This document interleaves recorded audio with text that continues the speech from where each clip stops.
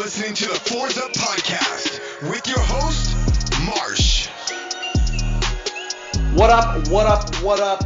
It is the Forza Podcast. It is a beautiful day on God's green earth. It is Friday, May 15th. The sun is out. The birds are chirping. The angels are singing. We're talking Canes football. It's Marsh. And as always, I am joined by my wonderful producer and co-host Jordan Nelson. Jordan.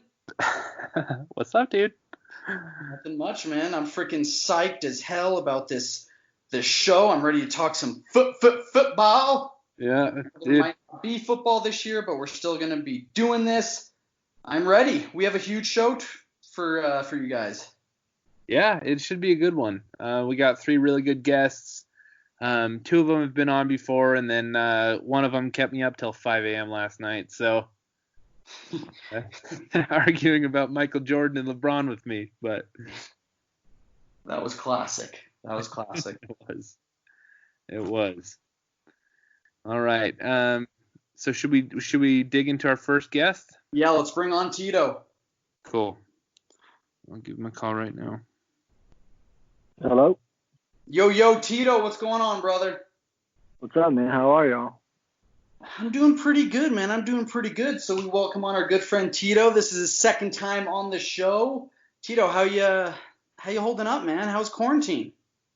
Quarantine's good, man. Quarantine's good. Trying to get in a lot of gaming, obviously, but not trying to stay on my feet, trying to keep my head in the right spot and stay active when I can. But no, it's been good, bro. It's been good. How about you guys? Jordan, you want to answer first? Because I don't want to set a depressing tone for the show. Pretty much the same thing for me, man. I mean, what games are you playing? A lot of Warzone, man. I've been getting in a lot of Warzone. All right, I'm partial to Apex Legends, so I've been playing the Apex Legends, and then I got a computer game that I play a little here and there, and then but pretty much the same thing, man. I watching Netflix and playing some Apex and drinking a whole lot of Mountain Dew. I feel you, bro. I feel you. I don't know what the hell Apex is or Warzone, but yeah. You know what Warzone is. Madden, and I'm not very good at it, but Kay, I want to ask you something right off the bat, Tito. Actually, 2 things, because you tweeted about 2 things today. First, you tweeted about because one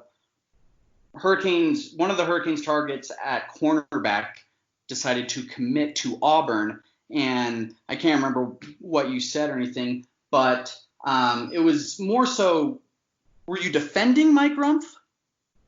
I tweeted everybody, come get your pitchforks for whenever another South Florida DB leaves Miami. Look, I mean, I'm not defending him. I think the track record kind of speaks for itself.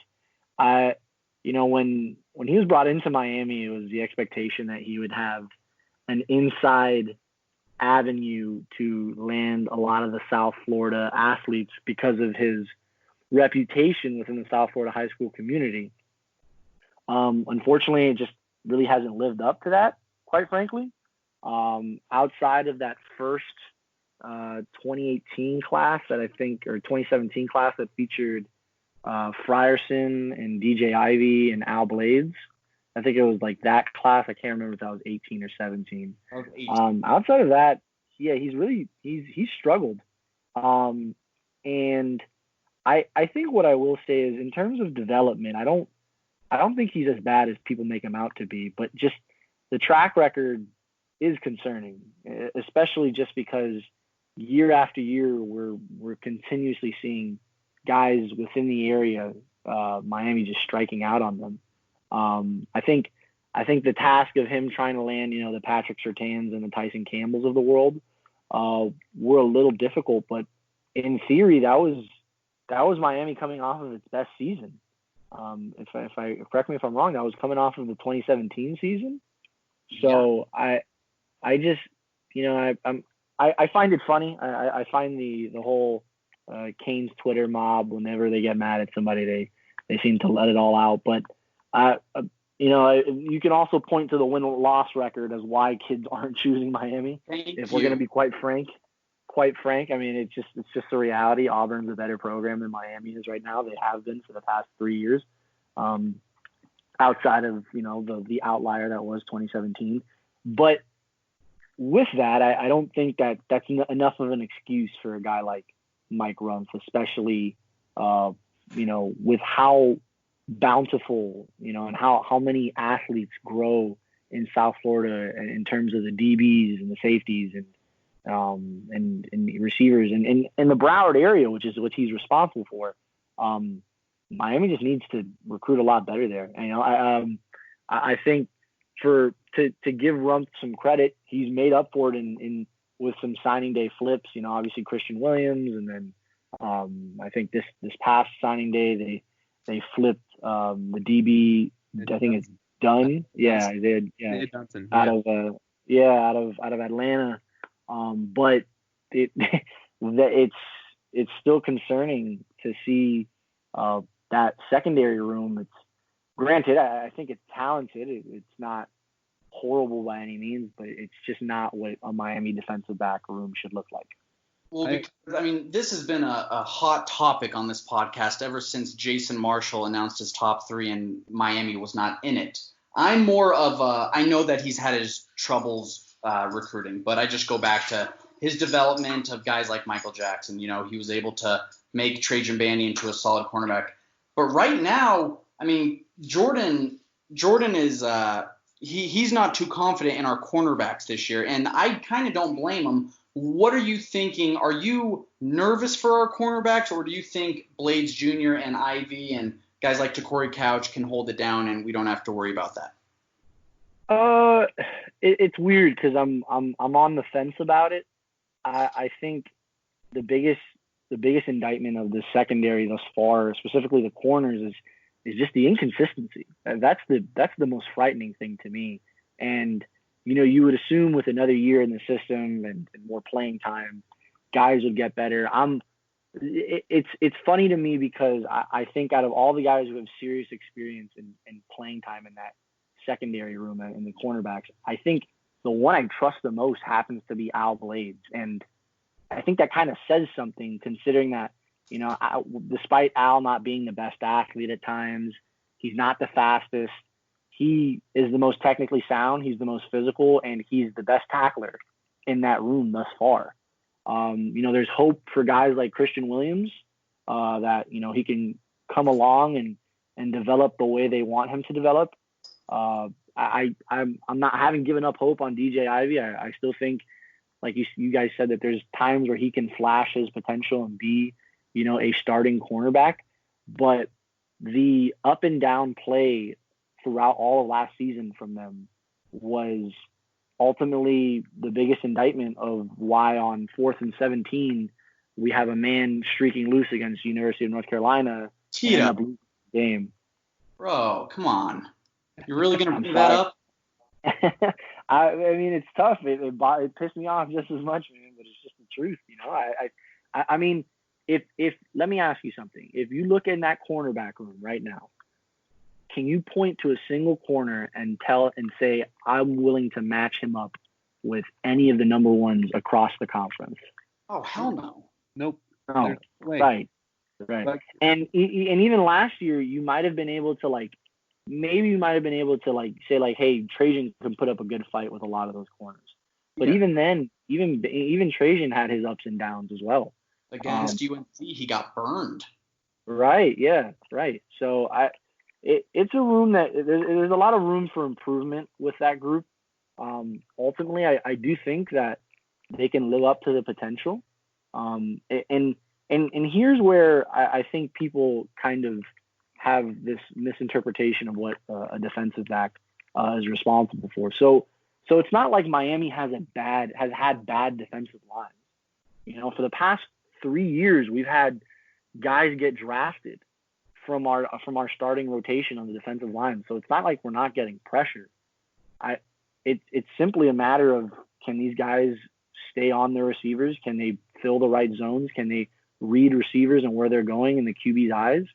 And so a lot is left to be desired with that cornerback room. And I think that if they can just be consistently average and be consistent, then we'll be in a decent place. I'll say that. That sounds so depressing. Consistently average. Well, right, but I mean, there's no one in that room right now. I mean, I like Corey Couch more than most. I think, he's a guy that's going to flash. I want to see what Christian Williams looks like. I mean, I read an article recently that said that he looked like he was having a really good spring before everything got shut down. But once again, after that, like you're really kind of pulling straws there, and you can't really find too much in that cornerback room that you feel like this guy's a shutdown corner. This guy's a freak athlete. So. Yeah, I mean, my issue is, like you said, we have guys in there that we can hope for average production. I think we'll probably get that this year, but we've been on a downward trajectory with that cornerback room. I mean, Paul Williams had it loaded with talent when Manny got here. We're coming off of Artie Burns going first round. We had Sheldrick Redwine and Michael Jackson and all these guys that ended up being really, really good players. Malik Young, actually, he might have been recruited under Manny, but I just have a hard time justifying things for Rumph when really the cupboard has gotten more bare every single year that Rumph has been here. We've been downgrading in talent every season. And at what point is that going to lead to our defense no longer being elite? That's really what I'm worried about. Like you said, we're missing on all these guys that we should be landing.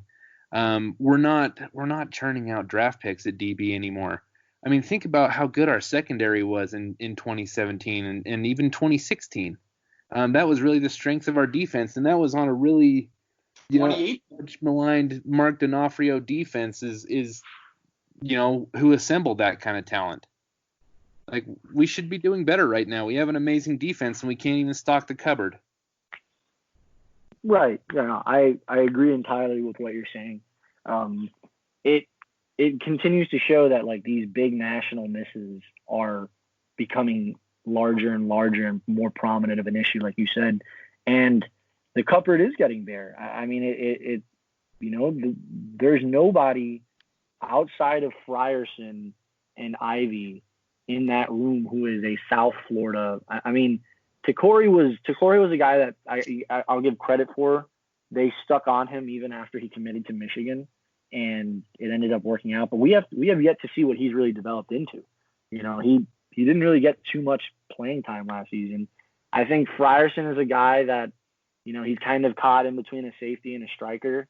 And then like we know the story about DJ, like we said, but the Tyson Campbells, the Surtans, the Jobies, the obviously, like you guys said in this class, Jason Marshall, Tarvarish Dawson, all these guys, these misses begin to stack up, and they become an issue when you're wondering why you're giving up an average of over 250 passing yards a game. And to your point, that 2018 pass defense was top 5 in the country. I think, and that wasn't because the corners were amazing. It was because the defense in general. Yeah. Yeah.